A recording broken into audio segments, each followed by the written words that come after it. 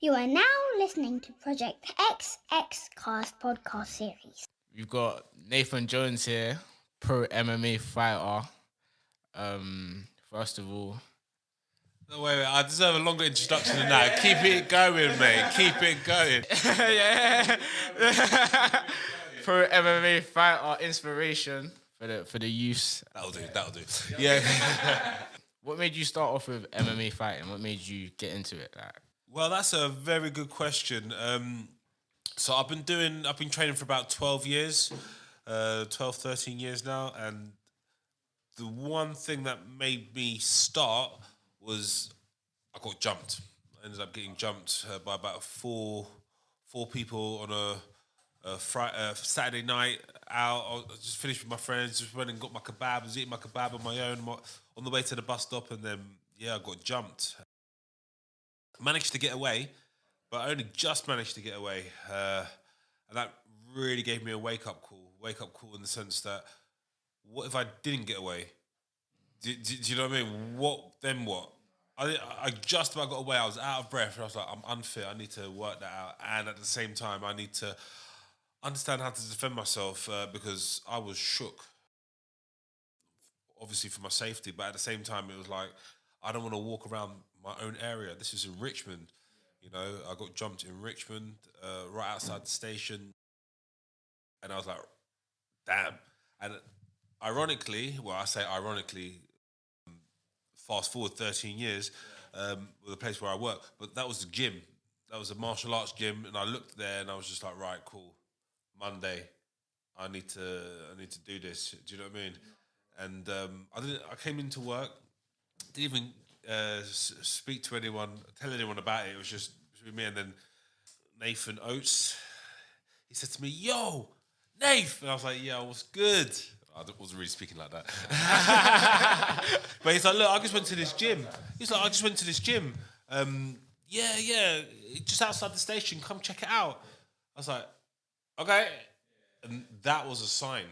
Literally, it was like bang, bang. You know, I don't know if it was he asked me and then I got jumped or I got jumped. He asked me. All I know is that next day I went there for a trial, and I was sold. And what sold it to me, What sold it to me was not the fact that I was training and then this guy was just holding me down and his sweat was dripping in my face and I was in all these like awkward positions. That's not what sold it. What sold it to me was, I was a man at the time, 23, 24. I was like 100 kilos. So I was a solid guy. And then I was rolling with he was a young boy. He was 13 years old at the time. He'd been training for about 6 months. And he was a little mager, like proper skinny, like short and young. Hadn't developed. He twisted me up something chronic, like a pretzel, 3-4 times. And I was in my head. I was like, "Yeah, I'll look after you. Don't worry, man. Yeah, you can go. I'll look after you." He humbled me in a way where I was like, So that was like the fire that I was like, that you needed. how? I need to know this. And listen, I can't emphasize this enough. Martial arts is knowledge.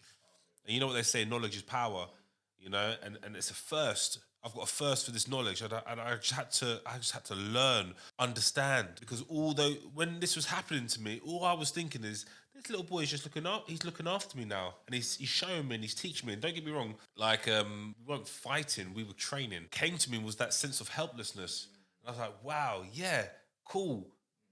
This is the fear that I had when I was jumped. This is the fear that I need to overcome. This is the fear that I don't want to experience again.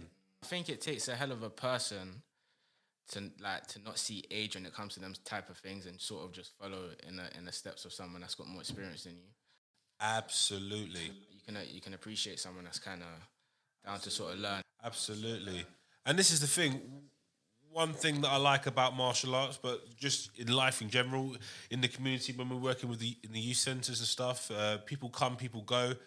Everybody is from different ages, they're different races, they're different levels of ability, they've got different interests. Do you know what I mean? And I just found connected what happened to be this martial arts club. and I felt accepted and blessed in the sense that it's like, look, it doesn't matter who you are. I wasn't judged. Do you know what I mean? Same way we come into youth centres, nobody judges you. It doesn't matter who you are or who you hang around with. You're one of us, and I felt that I owed it to myself to see how far it could go. For the time that you've been doing it, yeah, you said you've been doing it for 13 years, right? Yeah. For the time you've been doing it, this is like, it's getting to a point where it's like, all right, cool, I may be at my wit's end. Yes, and no. You know, that's like we all want to win. Yeah, when things are going good, yeah, it's all good, and when it's not, it's like, what's next? But I made a promise to myself not to feel helpless. I've been bullied at school, growing up, and I was like, that's never happening again. And I know the road that we go down, the life that we live, it's never going to be easy. That's how we learn. So there was times where I started to compete and stuff, and it was hard, and I was coming home with knocks and bruises, and but that was more of a challenge, and I had to accept the challenge. That's what kept you going, the roadblocks. No, for sure. And at the same time, if it was easy, everyone would be doing it. 1,000%. Do you know what I mean? So for me, it was just like, this is part of, a journey. Yeah. What lesson? Whether there's a win or a loss, there's always got to be a lesson. And the way that I learn is how children learn. We learn by failing. We fail to the top. We fall forwards. If that makes sense. Do you know what I mean? So yeah, I've just adapted, overcome, moved on. At the first sign of like a roadblock, like maybe it's not for them, or maybe it's a sign like that they're not meant to be doing this or anything. But a lot of people fail to understand that you need these type of obstacles to make you stronger and make you more determined and set on where you're going. Absolutely. I mean, I was an aspiring rapper when I was growing up, but I quit when I was ahead. Right there. now. Do you know what I mean? Not now. So taking that out of the equation, then I found martial arts. Okay, cool. I was gonna ask you, what did you want to be before your whole? Yeah, I'll be honest with you. I didn't know. I don't know. What I wanted to do. I knew I wanted to work with young people. Okay, cool. And how do you find that, like, amongst, like, obviously aspiring, doing something that you solely like find beneficial for you, like the MMA fighting and working with young people? How do you find that? Like, how do you find the balance? I enjoy it. It works quite well. It's on the outset, it seems conflicting. Oh, work with young people, be nurturing and accommodating, but be a professional fighter and smash people's heads in. And by the way, I do the smashing, all right? Let me just get that clear. But on a serious note, but in my eyes, they couldn't work better than they do. Do you know what I mean? Because for me, martial arts is a gift. I found this gift, and I tried to work with young people to deliver martial arts, to deliver fitness, to deliver youth empowerment within a martial arts session. Do you know what I mean? So I've been doing that for 10 years now. So 10 years, and I love it, and we've had good success, and touch wood, it's to another 10 more years, But I enjoy what I do. Back to you now. Back to the selfishness now. How did you find your first? Like, how did you feel before your first official fight as an MMA fighter? Like, what was the whole build up? Yeah, I'll be honest with you. I was scared. I was so scared. But, look at snakes, look at spiders, look at any other type of animal in the wild. They attack when they're feared. They attack when they feel threatened. That's when they're most dangerous. So, once that cage locked, it was like, I was like, I was plugged in. I was good to go in a sense. But I've had a mixed experience upbringing. I've had trouble at school and stuff. So I was never a fighter. I'm not a fighter. Yeah, I fight. I'm an athlete. You know what I mean? I don't beat people up. I compete against equally trained opponent. Do you know what I mean? So I want to make that distinction clear. I'm an athlete and not a fighter as such. But yeah, no, people supported me. I was working in Heatham House at the time with Nathan when I had my first fight, and you know what I mean. Everyone was like, "Yeah, go on, Nath, go on, Nath." They were more like push me, "Yeah, go on, go on," give me those like, "All right." But then once people could see that not only did I enjoy it, but I was good at it, then people started to take notice. Family, friends, colleagues, and then that's when the following started to build, and I feel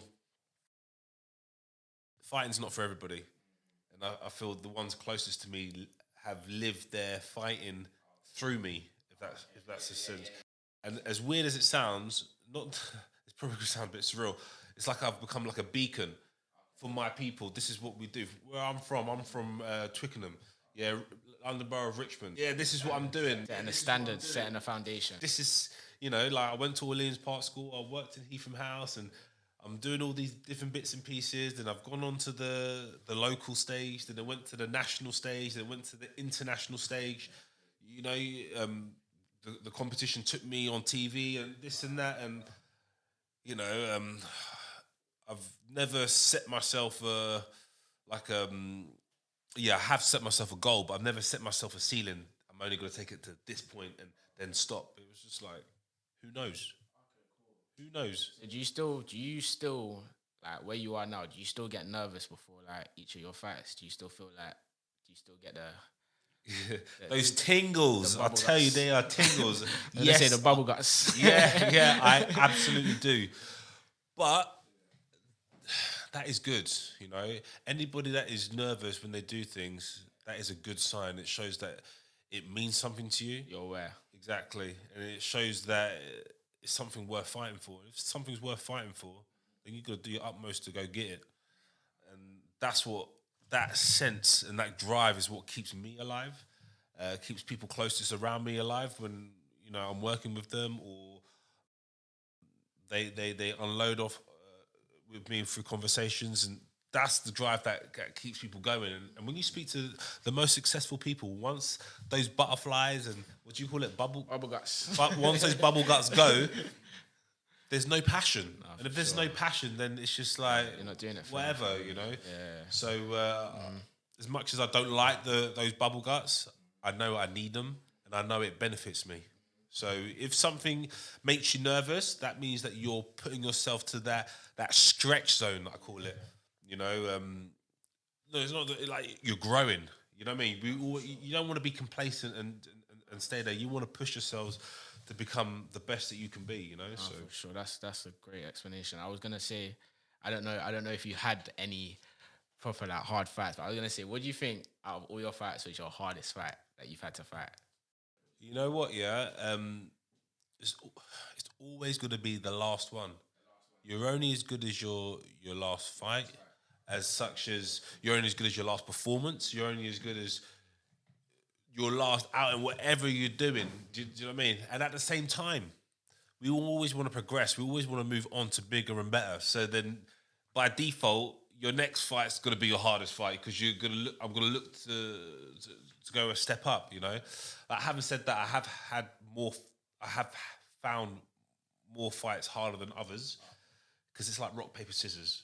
Do you know what I mean? Like you may have a rock, but my paper can beat you, and vice versa. So it's always going to be a puzzle. So yeah, it's a mixed bag, but it's that uncertainty, those ups and those downs, and the puzzles having to try and solve it is what keeps me engaged and why I like it and why I'm an advocate for it. So Okay, well that leads me on to my next question. Okay. In your opinion, can I can imagine other fighters or other people may have like different opinions on this question. What do you think it takes to win as a fighter? Like, what do you think it takes? Like, solely? IMO. That stands for in my opinion, by the way. I had to search that on Google the other day. I was like, what the? Someone's texting me IMO. Yeah, in my opinion, that is not a one-word answer. There's lots of attributes that you'll need to become a fighter or a professional athlete or a successful person in any field. But bringing it back to what I do, you need fitness, you need strength, you need durability, stamina, endurance, all that. you also need a certain amount of agility as well, you know, and a strong mind. Yeah, people win fights, they lose fights even before they step in the cage because it's how strong somebody's mind is. I hear that. I'll tell you something, the mind is powerful. This is probably like the most, you can't see me on the mic right now, but I'm tapping my mind here. That is your most powerful weapon. Do you know what I mean? And it is a weapon that needs to be trained and needs to be harnessed. How to think, to think positively, to think intuitively, to think in a way that everything that you do is working towards one outcome. And that's why I say you need to, any successful person will think that this way. It's not always about, oh yeah, I'm tough and oh yeah, I can just do him. Yeah, you may be able to do him. Do you know what I mean? But rock, paper, scissors, can you do him in a way where you can not accumulate damage? Do it in a way where you set yourself up ready for your next thing. Do you know what I mean? Because unfortunately, you know, this is a sport in general is a shelf life sport. I mean, martial arts is a shelf life sport. I'm not going to be a professional fighter forever, so I got to think about longevity. Do you know what I mean? Shelf life. What do you mean? What does that mean? So yeah, I'm going to Just expire. in the meantime. Yeah, exactly. When I get a bit old, you know, I've still got a few more years left in me. Just, you know what I mean? Yeah. Before you try to ask that question, yeah, I've still got another few more years left in me, but I'm not going to be a fighter forever. Same way like footballers. You know, when you see a footballer, I don't know, 32, 33, what are you going to say?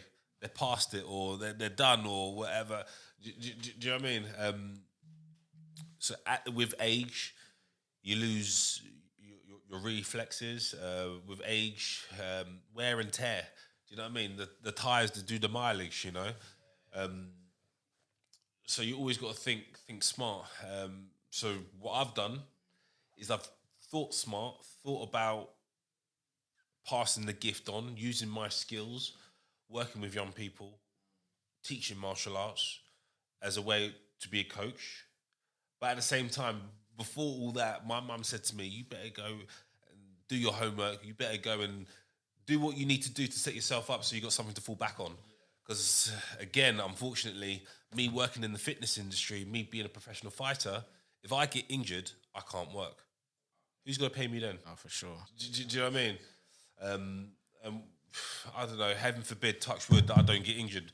And 25 professional fights later, I'm not looking too bad. And he's nodding, right? But no, I can see. He seems on. No, but these are considerations that we got to think about, you know? Yeah, no, for sure. So I've had to put the work in, set my foundation. So I've got my master's degree. You know what I mean? I've got my vocational courses. I've got the experience needed. So if heaven forbid something happened, I couldn't carry on doing what I'm doing. I've got something to fall back on. Always have a plan B and a plan C if needed, depending on the risk. High risk, high reward, right?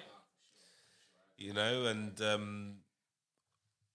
that being said, yeah. Okay, cool. I'm enjoying what I'm doing. That's good to hear because I feel like no one should be doing. Obviously, life is life, and people sometimes join into things that they have to do. But more so, you should always do things that you enjoy. I agree, and you seem very passionate and happy about what you're doing, which is an inspiration for a lot of people older than you as well as younger than you. Yeah. It's good to see. I appreciate that. But I got two more questions for you before we leave. First one, I heard about these catchphrases that you've got. Yeah. Wait, let me just think it so I don't get tongue tied. I serve the community in the day, and I train to fight bad guys at night. Okay. And that's basically me. Yeah, that's basically. I'm not saying I'm Batman, but I'm just saying you don't see me and Batman in the same room. You get me?